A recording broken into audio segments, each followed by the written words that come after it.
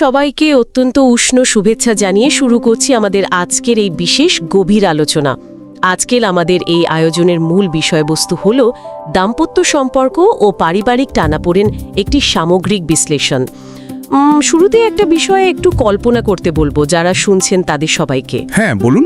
ধরুন একদম লেটেস্ট মডেলের দারুণ সুন্দর একটা স্মার্টফোন কেনা হলো, হার্ডওয়্যার ডিজাইন সব মিলে দুর্দান্ত, কিন্তু সেই ফোনটাতে ২০ বছর আগের একটা পুরনো অপারেটিং সিস্টেম ইনস্টল করে চালানোর চেষ্টা করা হচ্ছে। কি হবে বিষয়টা? এক্স্যাক্ট।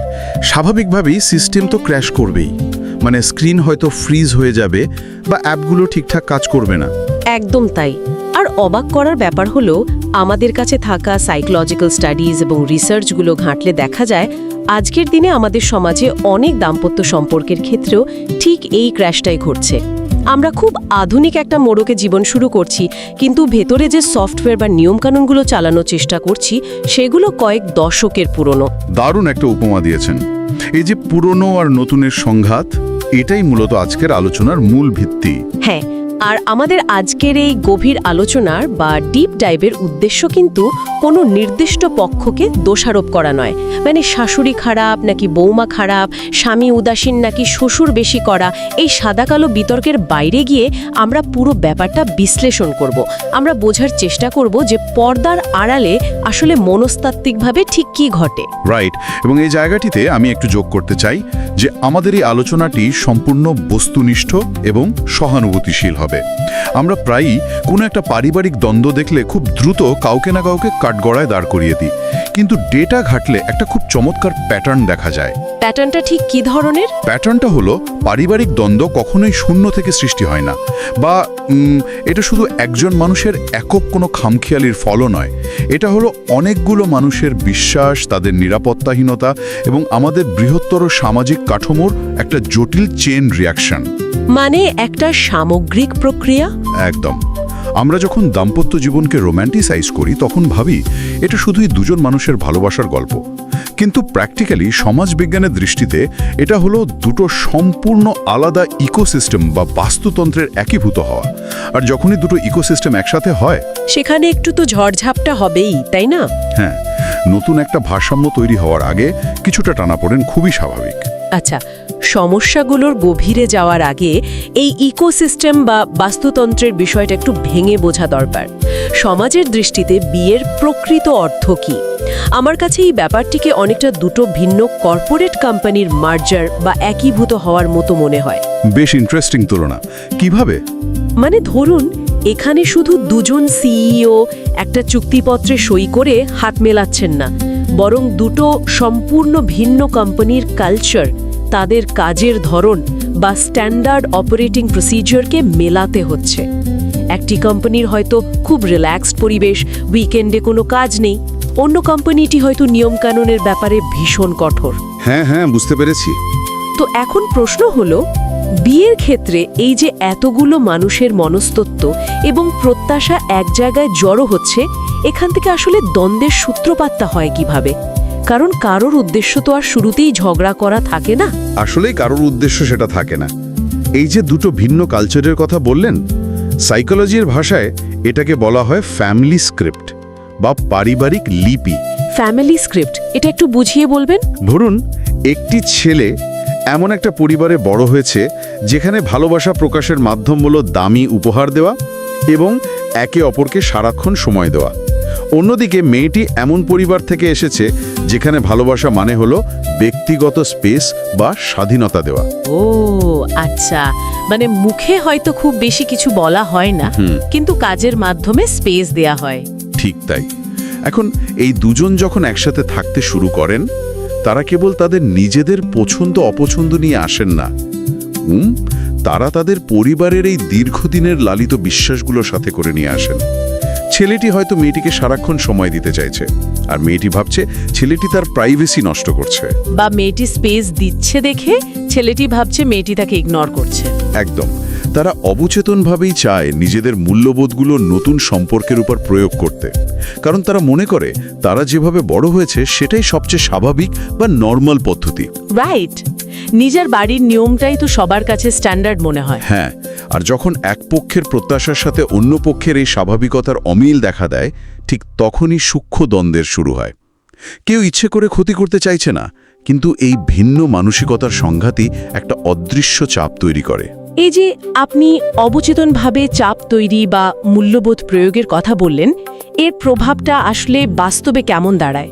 কারণ দিন শেষে আমরা তো সমাজবদ্ধ জীব। পরিবার এই সম্পর্কের একটা অবিচ্ছেদ্য অংশ। অবশ্যই, পরিবার ছাড়া তো আমরা নিজেদের কল্পনাই করতে পারি না। তো সেই জায়গা থেকে প্রবীণদের কাছ থেকে বিভিন্ন দিক নির্দেশনা বা উপদেশ আসাটা তো খুবই স্বাভাবিক। বাবা মায়েরা তো সন্তানের ভালোই চান, তাহলে এই স্নেহপূর্ণ দিক নির্দেশনা ঠিক কোন বিন্দুতে গিয়ে একটা বিশাল মানসিক চাপের কারণ হয়ে দাঁড়ায়? এটা অত্যন্ত স্পর্শকাতর একটা জায়গা, এবং এখানেই সবচেয়ে বেশি ভুল বোঝাবুঝি হয়। আমাদের রিসার্চ মেটেরিয়ালগুলোতে একটা বিষয় খুব স্পষ্টভাবে উঠে এসেছে। পরিবারের প্রবীণ সদস্যরা সাধারণত সন্তানের মঙ্গল, নিরাপত্তা এবং নিজেদের জীবনের অভিজ্ঞতার আলোকেই পরামর্শ দিতে চান। এবং অনেক ক্ষেত্রে সেই পরামর্শগুলো সত্যিই ভীষণ উপকারী হয়। একদম সত্যি। কিন্তু সমস্যাটা শুরু হয় যখনই পরামর্শ ধীরে ধীরে নিয়ন্ত্রণের রূপ নিতে থাকে। সাইকোলজিতে একটা কথা আছে, অতিরিক্ত সুরক্ষা বা ওভার প্রোটেক্টিভনেস আসলে এক ধরনের নিয়ন্ত্রণ। আচ্ছা, মানে ভালোর জন্যই করা হচ্ছে, কিন্তু সেটা কন্ট্রোলিং হয়ে যাচ্ছে। রাইট। একটি নির্দিষ্ট সীমানার পর যখন প্রবীণরা আশা করেন যে দম্পতি তাদের প্রতিটি কথা অক্ষরে অক্ষরে পালন করবে, কিভাবে সংসার চালাবে, কিভাবে টাকা জমাবে, এমনকি ছুটির দিনে কোথায় ঘুরতে যাবে সেটাও তাদের পছন্দ অনুযায়ী হতে হবে, তখনই দাম্পত্য সম্পর্কে প্রচণ্ড চাপ সৃষ্টি হয়। একটা উদাহরণ দিই এখানে। এই পরিবারের পরামর্শ বা দিক নির্দেশনাকে আমরা গাড়ির জিপিএস বা নেভিগেশন সিস্টেমের সাথে তুলনা করতে পারি। জিপিএস আমাদের সঠিক পথ দেখায়, সামনে ট্রাফিক জ্যাম থাকলে বিপদের সতর্কতা দেয়।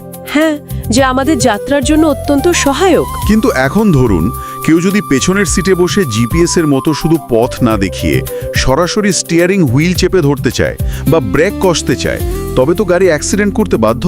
দারুণ বলেছেন। স্টিয়ারিং নিয়ে টানাটানি করলে তো বিপদ হবেই। তো এখন আমার প্রশ্ন হলো, কেন এমনটা হয়? বাবা মায়েরা কেন হঠাৎ করে এই জিপিএস এর ভূমিকা থেকে বেরিয়ে স্টিয়ারিং ধরার চেষ্টা করেন? এর পেছনে প্রবীণদের এক ধরনের গভীর মানসিক নিরাপত্তাহীনতা বা ইনসিকিউরিটি কাজ করে। এটা বুঝতে হলে আমাদের একটু তাদের দৃষ্টিকোণ থেকে ভাবতে হবে।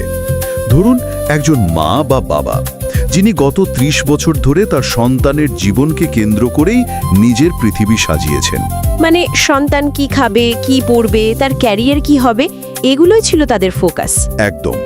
এখন হঠাৎ করে সন্তানের জীবনে নতুন একজন মানুষের প্রবেশ ঘটল, যে কিনা এখন সন্তানের সবচেয়ে কাছের মানুষ। এই ট্রানজিশন বা পরিবর্তনটা প্রবীণদের জন্য একটা আইডেন্টিটি ক্রাইসিস বা পরিচয়ের সংকট তৈরি করে। ও আচ্ছা, তারা নিজেদের গুরুত্ব নিয়ে চিন্তিত হয়ে পড়েন। হ্যাঁ, তারা অবচেতনভাবে ভাবতে শুরু করেন, আমার গুরুত্ব কি কমে যাচ্ছে? আমাকে কি আর আগের মতো দরকার নেই? এই ভয় থেকেই তারা সম্পর্কটাকে আরও শক্ত করে মুঠি দিয়ে ধরতে চান। তারা হয়তো ভাবতে শুরু করেন যে স্টিয়ারিং ছেড়ে দিলে গাড়িটি খাদে পড়ে যাবে। বুঝলাম, ব্যাপারটা আসলে স্নেহের আড়ালে লুকিয়ে থাকা একটা ভয়। ঠিক তাই। বিখ্যাত দার্শনিক খলিল জিবরানের একটা খুব চমৎকার উক্তি আছে পরিবার ও সন্তান নিয়ে। তিনি বলেছিলেন, তোমাদের সন্তানরা তোমাদের নিজেদের সন্তান নয়, তারা হলো জীবনের নিজের প্রতি আকাঙ্ক্ষার ফসল। তোমরা তাদের ভালোবাসা দিতে পারো, কিন্তু তোমাদের চিন্তাধারা নয়। বাহ, উক্তিটা একদম পারফেক্ট। এখানে ভালোবাসা দেওয়া যায়, কিন্তু নিজের চিন্তাধারা জোর করে চাপিয়ে দেওয়া যায় না। হ্যাঁ, আর এই বিষয়টা মেনে নেওয়া অনেক বাবা মায়ের জন্যই খুব কঠিন হয়ে দাঁড়ায়। এই আলোচনার সূত্র ধরে আমাদের জোগাড় করা নোটসগুলো থেকে আরেকটা খুব ইন্টারেস্টিং প্যাটার্ন চোখে পড়েছে, যা আমাদের চিরাচরিত ধারণাকে একটু ধাক্কা দেয়। আমরা যখন কোনো সিরিয়াল বা সিনেমা দেখি, সেখানে পারিবারিক দ্বন্দ্ব বলতে অবচেতনভাবেই শুধু শাশুড়ি বনাম বৌমার একটা টিপিক্যাল সংঘাতকে কল্পনা করে নিই। হ্যাঁ, যেন শাশুড়ি একমাত্র খলনায়ক। রাইট। কিন্তু সাইকোলজিক্যাল বিশ্লেষণ বলছে ভিন্ন কথা। শুধু মা বা শাশুড়ি নন, বাবা, শ্বশুর, ভাই বোন বা পরিবারের অন্য যে কোনো আত্মীয়র অতিরিক্ত হস্তক্ষেপও কিন্তু সম্পর্কের এই ভারসাম্যকে একইভাবে নষ্ট করতে পারে, তাই না? একদম ঠিক। মিডিয়া বা সমাজ ব্যবস্থা আমাদের মাথায় একটা ছক বেঁধে দিয়েছে। কিন্তু বাস্তবতা অনেক বেশি জটিল। অনেক সময় দেখা যায় একজন বাবা হয়তো তার ছেলের আর্থিক সিদ্ধান্তগুলোতে অতিরিক্ত হস্তক্ষেপ করছেন। কিংবা ধরুন ননদ বা দেবর হয়তো দম্পতির একান্ত ব্যক্তিগত বিষয়ে ক্রমাগত মন্তব্য করে যাচ্ছেন। হ্যাঁ, যে কারোর পক্ষ থেকেই আসা অতিরিক্ত চাপ সম্পর্কের জন্য ক্ষতিকর। যখনই তৃতীয় কোনো ব্যক্তি, তিনি যেই হন না কেন, দম্পতির নিজস্ব সিদ্ধান্ত নেওয়ার প্রক্রিয়ায় অযাচিতভাবে প্রবেশ করেন, তখন সেই দুজনের মধ্যকার স্বাভাবিক বোঝাপড়ার জায়গাটি সংকুচিত হয়ে যায়। তখন দম্পতি একে অপরের দিকে ফোকাস করার বদলে ওই তৃতীয় পক্ষকে কিভাবে সামলাবে তা নিয়ে বেশি ব্যস্ত হয়ে পড়ে। একদম তাই, সম্পর্কের মূল ফোকাসটাই নষ্ট হয়ে যায়। এই পয়েন্টটা ধরে আমরা এবার আলোচনার মোড়টা একটু ঘোরাতে চাই। আমরা এতক্ষণ পেছনের সিটের যাত্রীদের কথা অনেক বললাম, তাদের ভালো উদ্দেশ্য, তাদের নিরাপত্তাহীনতা এবং তা থেকে সৃষ্ট নিয়ন্ত্রণের কথা জানলাম। কিন্তু যারা গাড়িটি চালাচ্ছেন, ওই যে স্বামী আর স্ত্রী, তাদের নিজেদের দায়িত্ব কতটুকু? এই প্রশ্নটা খুবই জরুরি। মানে ঘরের দরজা যদি আমরাই নিজেরাই খোলা রাখি আর তখন বাইরের দমকা হাওয়া এসে ভেতরের গোছানো জিনিসপত্র এলোমেলো করে দেয়, তবে সারাক্ষণ সেই হাওয়াকে দোষ দিয়ে তো কোনো লাভ নেই, তাই না? এটা খুবই চমৎকার একটা যুক্তি। দিন শেষে সম্পর্কের স্টিয়ারিং কিন্তু ওই দুজনের হাতেই। আমাদের স্টাডিজগুলো অত্যন্ত স্পষ্টভাবে দেখাচ্ছে যে পারিবারিক হস্তক্ষেপ তখনই সফলভাবে ভেতরে প্রবেশ করতে পারে যখন দম্পতির নিজেদের মধ্যেকার বাউন্ডারি বা সীমারেখাটা দুর্বল থাকে। স্বামী স্ত্রীর নিজস্ব সীমারেখা। হ্যাঁ, স্বামী স্ত্রীর পারস্পরিক যোগাযোগ এবং বোঝাপড়াই হলো যে কোনো সম্পর্কের সবচেয়ে বড় রক্ষা কবচ। এখানে মূলত দুটো বড় সমস্যার কথা উঠে আসে। প্রথমত, অনেক দম্পতি তাদের ছোটখাটো সমস্যা বা মতবিরোধগুলো নিজেদের মধ্যে আলোচনা করে সমাধান করতে পারেন না। একটু ঝগড়া হলেই তারা বাইরের কাউকে ডেকে আনেন। ঠিক তাই, ঝগড়া হলেই খুব দ্রুত তারা নিজেদের বাবা মা বা পরিবারকে সেই সমীকরণে টেনে আনেন। দাঁড়ান, এখানে আপনাকে একটু থামাই। এই যে আপনি বাউন্ডারি বা সীমারেখা নির্ধারণের কথা বললেন, এটা শুনতে তো খুব ভালো লাগে, মানে থিওরি হিসেবে দারুণ। কিন্তু আমরা তো পশ্চিমা কোনো সমাজে বাস করছি না। আমাদের সামাজিক প্রেক্ষাপট ভিন্ন। একদম। আমাদের সমাজ ব্যবস্থায় ধরুন যারা জয়েন্ট ফ্যামিলি বা যৌথ পরিবারে থাকেন, যেখানে ড্রয়িং রুম একটা, হেসেল একটা, সারাদিন সবার চোখের সামনে দিয়ে হেঁটে যেতে হয়, সেখানে এই বাউন্ডারির ব্যাপারটা কি শুধুই একটা বিলাসিতা নয়?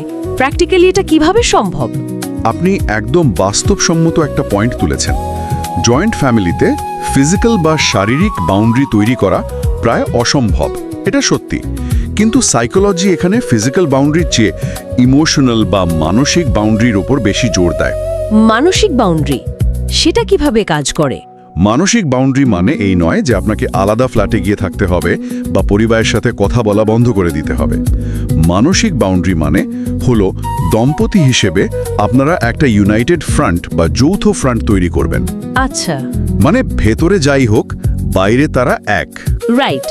ধরুন পরিবারের কেউ যদি স্বামী বা স্ত্রীর কোনো একটা সিদ্ধান্ত নিয়ে অহেতুক বা কড়া সমালোচনা করে, তখন অন্যজন তার পাশে দাঁড়িয়ে অত্যন্ত বিনয়ের সাথে কিন্তু দৃঢ়ভাবে বলবে, আমরা দুজন মিলে এই সিদ্ধান্তটা নিয়েছি এবং আমরা মনে করি এটাই আমাদের জন্য ভালো।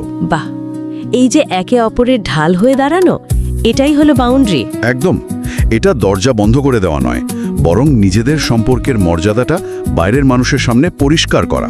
আচ্ছা, বুঝতে পারছি। তার মানে এটা ভৌগোলিক দূরত্বের বিষয় নয়, এটা হলো মানসিক প্রোটেকশনের বিষয়।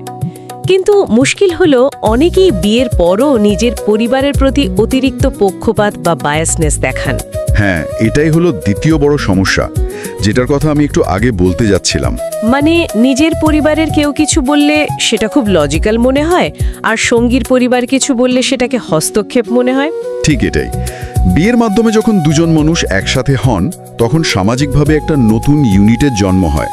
কিন্তু দম্পতির কোনো একজন যদি সবসময় তার নিজের আদি পরিবারের দৃষ্টিভঙ্গিতেই সবকিছু বিচার করেন এবং তার সঙ্গীর অনুভূতিকে পাত্তা না দেন, হ্যাঁ, তখন একটা বড় ধরনের আস্থার সংকট তৈরি হয়। ধরুন স্ত্রীর হয়তো শ্বশুরবাড়ির কোনো একটা আচরণে কষ্ট লেগেছে, তিনি যখন স্বামীর কাছে সেটা শেয়ার করেন, তখন স্বামী যদি সেটাকে একদম উড়িয়ে দিয়ে বলেন, আমার মা তো এমন করেই বলে, তুমি বেশি রিয়্যাক্ট করছো, তখন স্ত্রী তো অনুভব করবেন যে এই সংসারে তার কোনো সাপোর্ট সিস্টেম নেই। একদম তাই। একই কথা স্ত্রীর পরিবারের ক্ষেত্রে স্বামীর জন্যও প্রযোজ্য। যখন কেউ দেখে যে তার সঙ্গী তাকে না বুঝে অন্ধভাবে শুধু নিজের পরিবারকে ডিফেন্ড করছে, তখন সেখান থেকেই মূল দূরত্বটা তৈরি হয়। তাহলে ব্যাপারটা দাঁড়াচ্ছে পরিবার থাকবে, তাদের সাথে মধুর সম্পর্কও থাকবে, পরামর্শও থাকবে, কিন্তু কোথায় স্বামী স্ত্রীর একান্ত ব্যক্তিগত সিদ্ধান্তের জায়গা এবং কোথায় বৃহত্তর পারিবারিক ভূমিকার সীমা, সেটা সবাইকে বুঝতে হবে। রাইট, এই ব্যালেন্স বা ভারসাম্যটাই আসল। কিন্তু আমরা যদি এই পুরো বিষয়টিকে একটু বৃহত্তর সামাজিক প্রেক্ষাপটের সাথে মিলিয়ে দেখি, তাহলে আমার মনে একটা খুব খটকা লাগে। এই যে সীমারেখা নির্ধারণের সংকট, দম্পতিদের এই যে হিমশিম খাওয়া বা প্রবীণদের এই যে ইনসিকিউরিটি, এগুলো কি শুধুই কয়েকটা মানুষের ব্যক্তিগত দুর্বলতা? না, শুধু ব্যক্তিগত পর্যায় থেকে দেখলে আমরা মূল চিত্রটা মিস করব।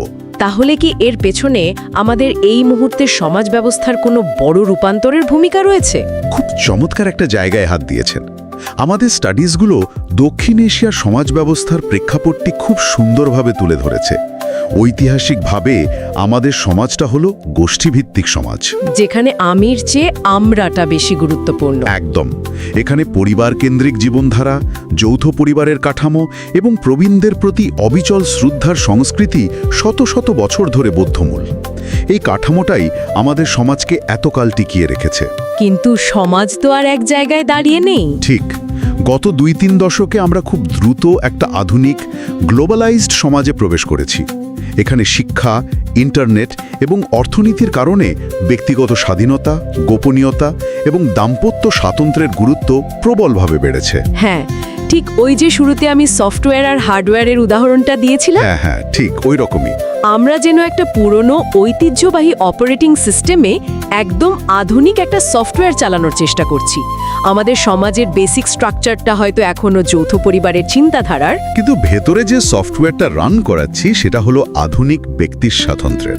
তো কিছুটা সামঞ্জস্যের অভাব বা কম্প্যাটিবিলিটি ইস্যু তো দেখা দেবেই। একদম তাই। এটি কেবল কয়েকজন মানুষের ব্যক্তিকেন্দ্রিক দ্বন্দ্ব নয়, বরং এটি দুটো ভিন্ন যুগের, দুটো ভিন্ন সামাজিক ধারণার এক বিশাল সংঘর্ষ।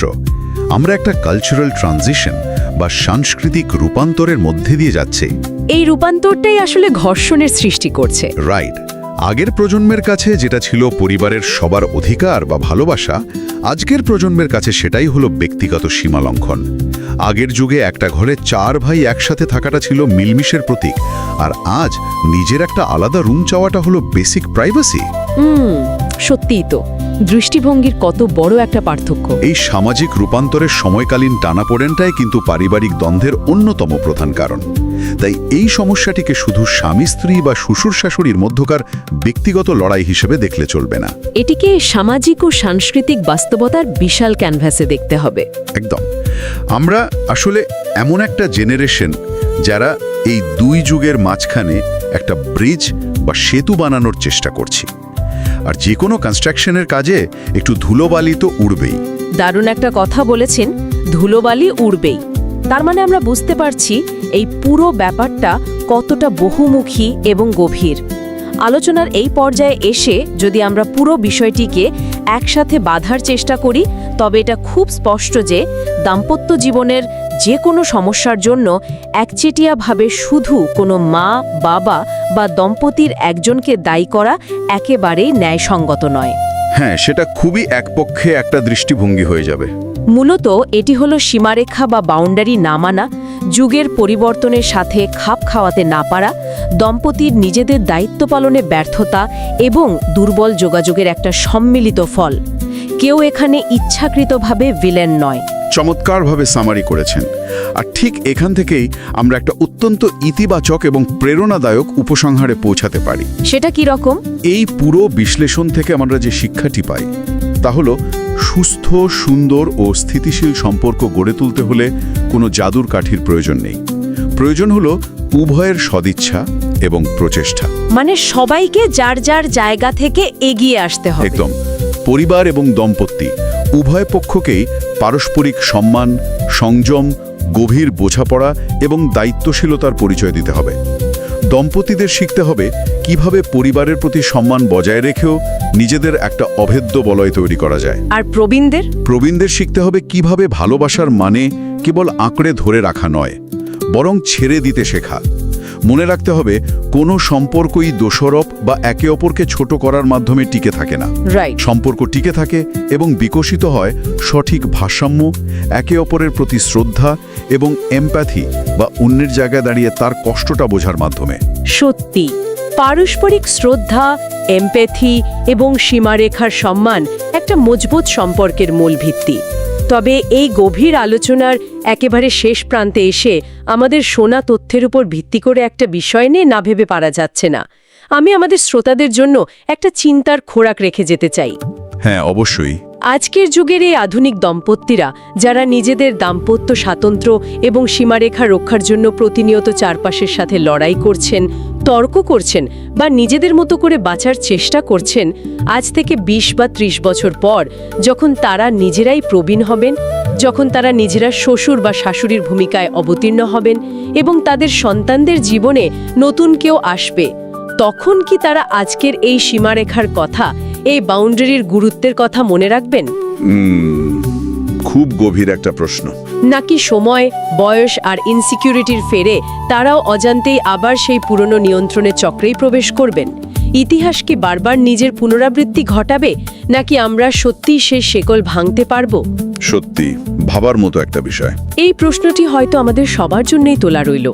আজকের মতো আমাদের এই গভীর বিশ্লেষণমূলক আড্ডাটি এখানেই শেষ করছি। সম্পর্কগুলো সুন্দর হোক, ভালোবাসার পাশাপাশি সেখানে পারস্পরিক শ্রদ্ধার জায়গাটি আরও প্রসারিত হোক। এতক্ষণ আমাদের সাথে থেকে এই বিষয়গুলো নিয়ে ভাবার জন্য অসংখ্য ধন্যবাদ। ভালো থাকবেন সবাই।